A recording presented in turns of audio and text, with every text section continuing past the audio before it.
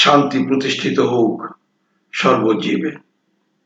সম্মানিত সুধী, যারা মুর্শিদ হতে চান তাদের জন্য আমার এই ধারাবাহিক কার্যক্রম। আমরা পাঠ শিক্ষা নিচ্ছি আদ-দুরুসুল আরাবিয়্যা ইবতিদাই দ্বিতীয় শ্রেণীর পাঠ্য বই থেকে, যেটা মাদ্রাসা বোর্ড কর্তৃক প্রণীত। তো আসুন আমরা সরাসরি পাঠে চলে যাই। তো আশা করি পূর্বে যে সকল পাঠ দেয়া হয়েছে প্রত্যেকটি পর্ব আপনারা সুন্দরভাবে মুখস্থ করেছেন এবং বুঝে বুঝে মুখস্থ করেছেন, এবং সেভাবে আপনারা একে অপরের সাথে কথোপকথন করতে পারতেছেন এবং আরবি বানান করে পড়তে পারতেছেন। তো আসুন আজকে আমরা যে পাঠটি করব সেটি হলো আদ-দারসুস সামিনু, অষ্টম পাঠ। আদ-দারসুস সামিনু, অষ্টম পাঠ। তো আমরা আজকে যে পাঠটি করবো এটা অষ্টম পাঠ। তো অষ্টম পাঠে আইয়ামু, আইয়ামু মানে বার, বার, আল উসবুই সপ্তাহ, সাত, সাতটি বার। আমরা সপ্তাহের 7টি বার শিখবো। তা কি বলা হয়? আইয়ামুল উসবুই, 7 বার। আমরা 7টি বার শিখবো আজকে। 7টি বার আরবিতে কিভাবে আমরা যেমন বলি বাংলায় রবিবার, সোমবার, মঙ্গলবার, বুধবার, বৃহস্পতিবার, শুক্রবার, শনিবার। ইংলিশে যেমন বলি Sunday, Monday, Tuesday, Wednesday, Thursday, Friday, Saturday. এগুলি হচ্ছে আমরা জানি। তো এবার আমরা আরবি ভাষায় ওই বারগুলির নাম শিখব। এখানে বলতেছে আনজুরু মানে দেখি, ওয়াস্তামিউ শুনি, ও আকরাউ এবং পড়ি। তো এখানে 7টি বারের নাম আছে, আমরা 7টি বার শিখব।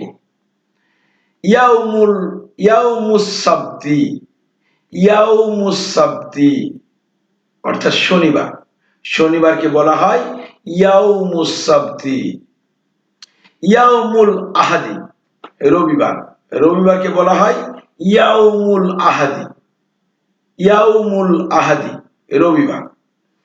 আর ইয়াউমুল ইসনানি, ইয়াউমুল ইসনাইনি এই সোমবার, ইয়াউমুল ইসনাইনি সোমবার।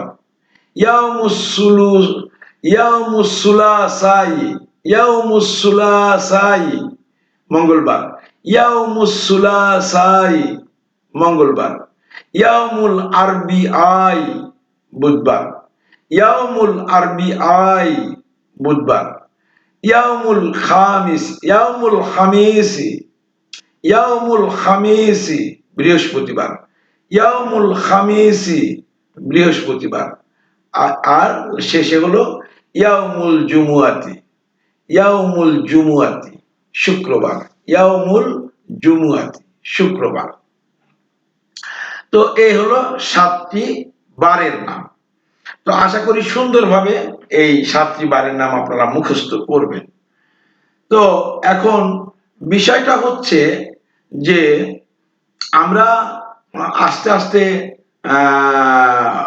বানান করে পড়তে পারতেছি, আস্তে আস্তে কথাও আস্তে আস্তে বলার মতো কথোপকথনের প্রাথমিক কথাগুলো শিখছি। তো যারা এ পর্যন্ত সাথে আছেন আপনাদের সকলের প্রতি আমি কৃতজ্ঞ যে আপনারা আমার সাথে থেকে আমার এই পাঠগুলি অন্তত আপনারা দেখছেন। তো আপনাদের কাছে আমি একটু রিকোয়েস্ট করব, আপনারা যারা আমার এই পাঠটি দেখতেছেন বা এটা পাঠ করতেছেন, দয়া করে একটা সাবস্ক্রাইব করেন। যদি একটু সাবস্ক্রাইব করেন, আমার সাবস্ক্রাইব সংখ্যাটা একটু বাড়ুক।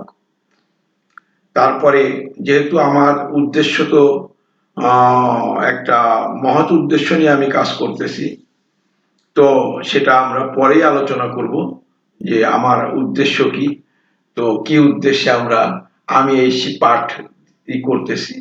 তো আপনারা যারা এই পাঠটি করতেছেন দয়া করে একটু সাবস্ক্রাইব করে দিন। আর বেশি কিছু আপনাদের কাছে দাবি নাই। তো আজকে এ পর্যন্তই। আশা করি সুন্দরভাবে পাঠগুলি মুখস্থ করবেন এই প্রত্যাশা রেখে আজকের মতো এখানেই শেষ করছি। শান্তি প্রতিষ্ঠিত হোক সর্বজীবে, সত্য সহায় হোক সর্বজীবে।